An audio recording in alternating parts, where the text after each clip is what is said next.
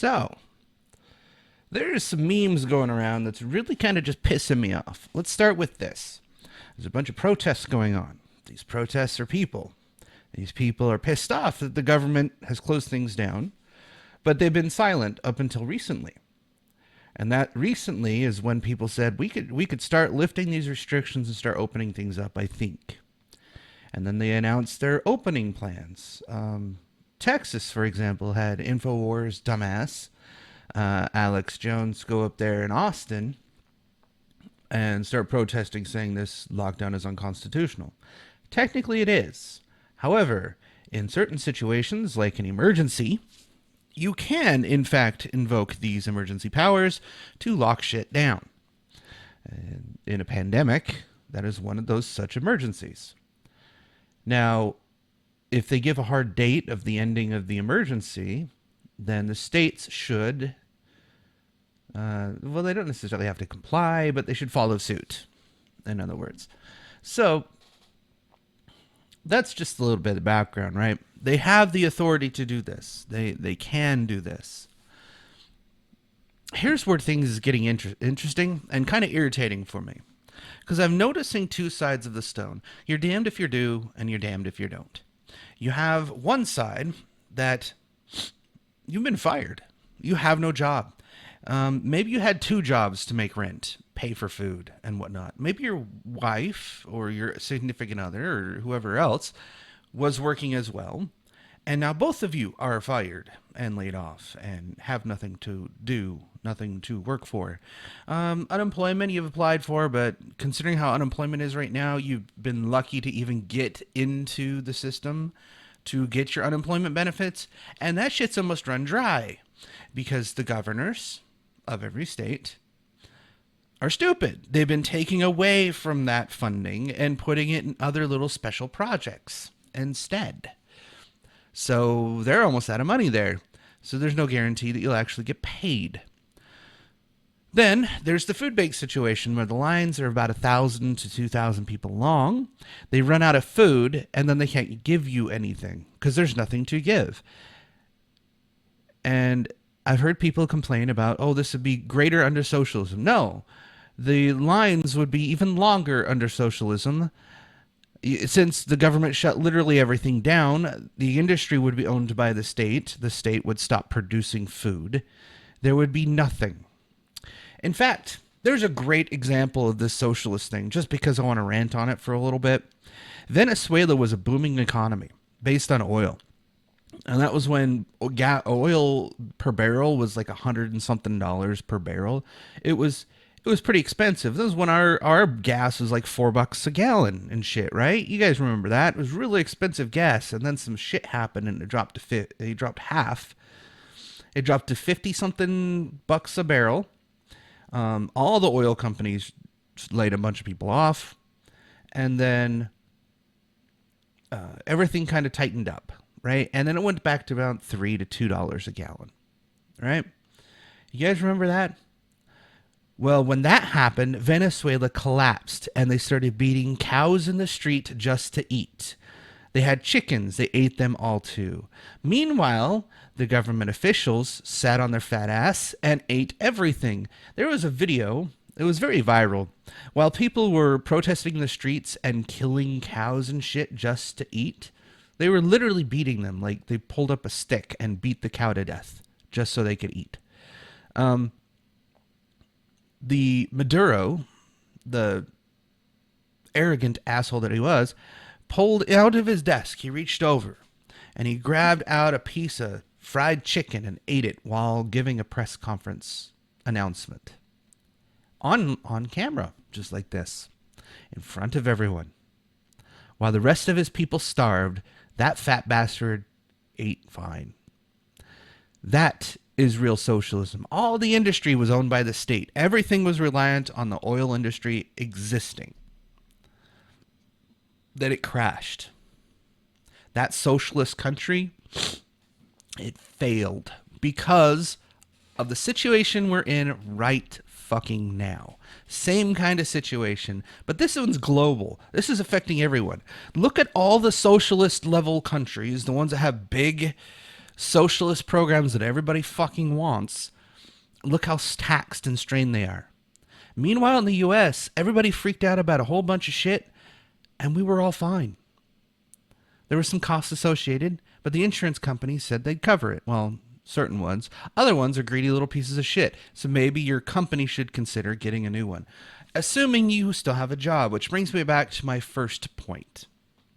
Those that do not have a job now have no insurance, now have no income, now have no way to fucking live. They might have a family with 2 children. Those kids may not have a place to go to school. Now they're at home all the time. And now you are in the middle of a very stressful situation where you have no income coming in, bills are due, your house is up for rent. Your house is being threatened to be foreclosed on because it's been 2 months now that you've been told to stay home and not work. Closed. 60 days due. I'm going to repo your car. That kind of thing. You're getting the nasty grams. And maybe you did call your companies and whatnot. And maybe they did help you. Maybe they didn't. It all depends on the whim of how they feel. Because I think banks are still considered an essential business of all fucking things. And, yeah. They did try to pass some things that said, no, you can't take people's stuff during the middle of this pandemic. Go fuck yourself. But I actually only saw funding for the most part in that relief bill. I didn't see anything that says you, Mr. Collector, cannot collect anything for the next 2 months. Other than student loans. Student loans actually got put on forbearance until September. The only reason I know this is because I have a shit ton of student loans. Thank you, doctorates in University of Phoenix, for being so fucking expensive. But at least I got a degree, right? But there's a lot of us, including myself, that still have a job, that are still working, that still get paid. We can get through this, no problem. There are people like me in this situation where we're kind of going to be okay. We still got money coming in. Yes, we had to make some adjustments working from home, setting up a camera system. Fortunately for me, I got my setup right. And we got everything we need, right? We got money coming in. But there's millions that don't. Did you not hear the unemployment rate? It jumped to like 4 or 5 million people in the blink of an eye. It went from we're down to less than 1 million people unemployed. That's a great thing. Everybody's working. Everybody's happy. We're all productive. To, fuck, we're in a crisis. 5 million people. There's 315 million people in the United States. 319 now, something like that. 1% of those people are now out of a job, where it was less than 1% before. I mean, that's a small number if you think about it. But 1% of 319 million is 3 million people. 3 million. That's the size of a city. That's like having the entire city of Salt Lake. You're all out of a job. Done. You no longer have a job. That's, 3/4 of LA. Gone. No more. Look up any state. Look up any city and look up the population of the city. And then axe 3 million people, just to give you a frame of reference. That's 300 million people homeless. No job, no money, no food, no income. No nothing. They have nothing. So now, when the mayors, the governors of states and cities are being very over-the-top fucking dictators, doing some really crazy banning shit, and saying, no, we ain't going to open shit up until later, and that's all you get to it. And here you are listening to the press briefings of the the president, and he's saying, I think I'm going to give guidelines. I'm going to tell everybody when they should open up based on their numbers, based on a bunch of other things. Of course, the media spins it and says, no, he's being a dictator. He can tell the states what he wants to do. No, that's not what's happening. He's working with the governors of the states saying, look, here's your guys' numbers. We recommend you open here. You guys can do what you want, but this is what we're seeing. And we want to do it in phases, in certain areas, to slow things down still.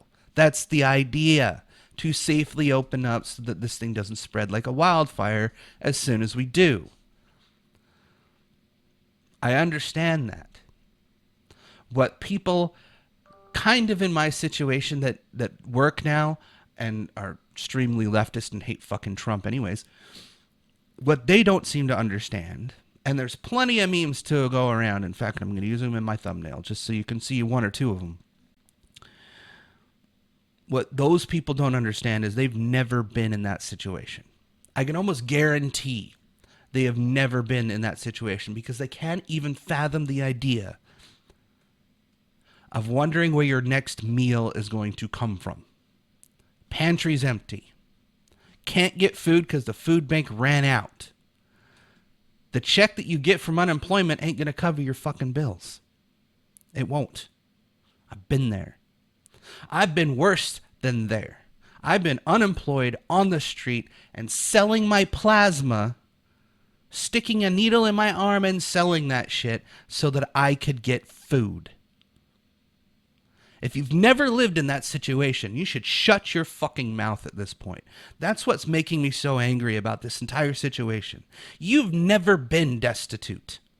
You've never been in that situation where you think you don't know where you're going to eat from. I've been down to I'm 270 pounds right now. I've been to 150. My high school weight. Because I didn't know where my meals were going to come from. And then when I finally did get a job, I had $30 left after I paid rent, after I paid my utilities, $30 to buy food. That's where I went and sold plasma so I could have a hamburger of all things. Otherwise, I bought Top Ramen, eggs, and milk. Sometimes sausage if I wanted to mix some meat into the goddamn thing. Or hamburger. But I'd have to cook it right then and there. Yeah. That's really pissing me off. If you've never been in that situation, you should shut your fucking mouth. Yes, there are people out there, and the news is capturing them. These media vulture pieces of shit, fucking... Ooh. What was the term that we use now? Smear merchants. The fucking smear merchants are finding the dumbest fucking people in this protesting, saying we deserve a haircut. Well, yeah, actually, I would like to get a haircut at this point in time. I haven't had one in 3 months. My head is itchy. My hair is fucking long. It's ridiculous. I'm not going to go Sargon on everybody and shave my fucking head. No, because I'm a very ugly, bald person. No, I'm going to wait. And once that business opens, I'm going to patron it. I'm going to get my hair cut. Simple as that. And I'm going to give them a rather good tip as well, because the people I go to in particular, I go to them every time. My whole family goes to there to get the haircut. And I'm going to get fully loaded, whatever, nice haircut, make them do super trim, wash it and all that, so I use the extra money, and then I'm going to give them a tip, because this entire time I've been employed while they had nothing. They had to go on unemployment. They had to figure out where the next meal's going to be, and hopefully those people get hired right back. That's the other thing you guys don't consider now, do you? Some of these businesses won't be able to open back up. They've been closed for too long. The bills do, the rents do.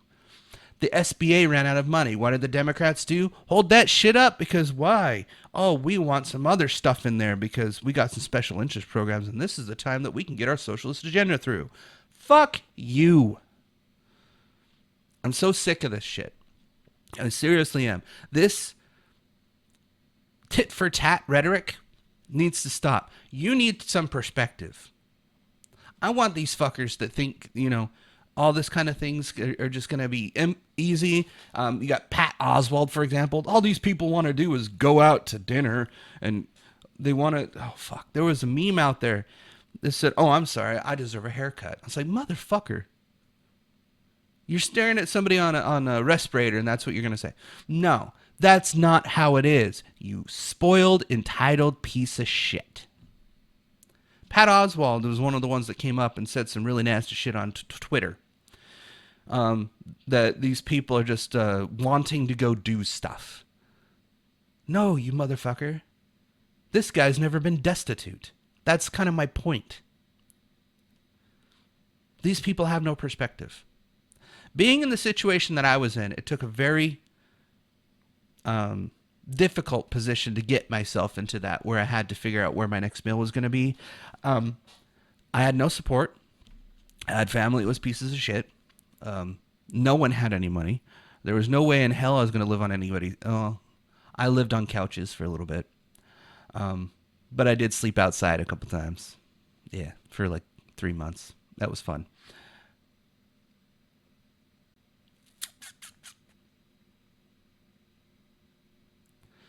But,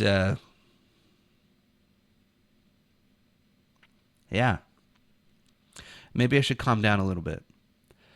Because the flip side of the coin is all the other ones that are saying that these people are stupid, that they're pieces of morons and all this other shit.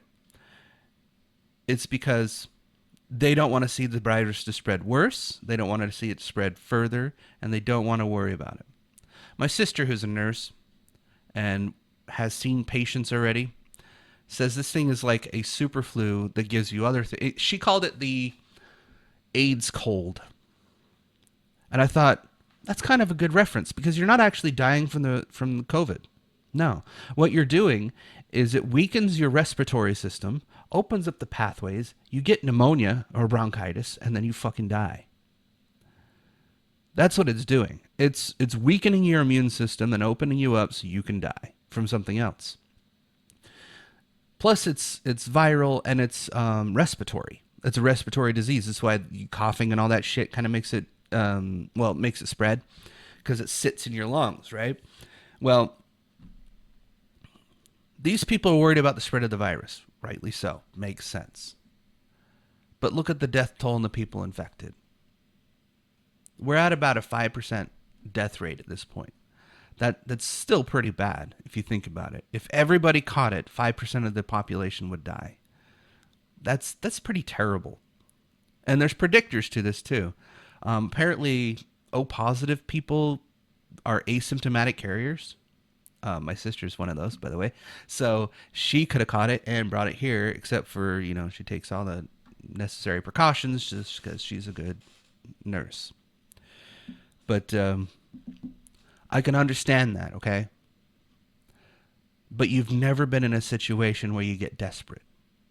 You push a desperate person, they do desperate things. That includes raiding Walmart for food. That includes stealing. That includes raiding other people's homes. That includes violence. And when the government's telling you, fuck you, no, stay home, where do you think that anger gets directed at? The only reason Michigan's getting this positive press rating and she's getting on the national news and shit and covering her ass, because she's a Democrat. And people are trying to protect her. She did the counter State of the Union address. See in my other video for that one, because I covered it. Within 2 minutes, I pointed out that she's a big-ass fucking hypocrite, where she's not actually doing her job, and she's getting other people to do her job for her. That was a lovely ding. Maybe it's time. Maybe I need to stop this video. But I just wanted people to understand. I understand where these people are coming from. I'm not in that situation anymore. I worked hard not to be in that situation anymore. But with the way all the markets are going right now, I might be out of a job too, which means I'm going to be in their situation. I'm not happy with it either. But I'm not about to go out and protest, because I'm not that crazy and that desperate. Not yet. I hope you enjoyed this video. If you like it, please share, subscribe. Definitely share, because YouTube's trash. And it's now becoming ThemTube, not YouTube. It's all about the media, getting them big clicks and the billions of views, because they can't do it on their own. They need to infiltrate the sites that are competing against them in order to win. And of course, they wine and dine Susan Wojcicki. Something us little plebs don't have the opportunity to do. She's above us, remember. But anyways, like, share, subscribe, pass this around. I'll see you next time. Buddha will come to you. It is destined he will call you, and sooner or later you will become enlightened. Buddha be praised.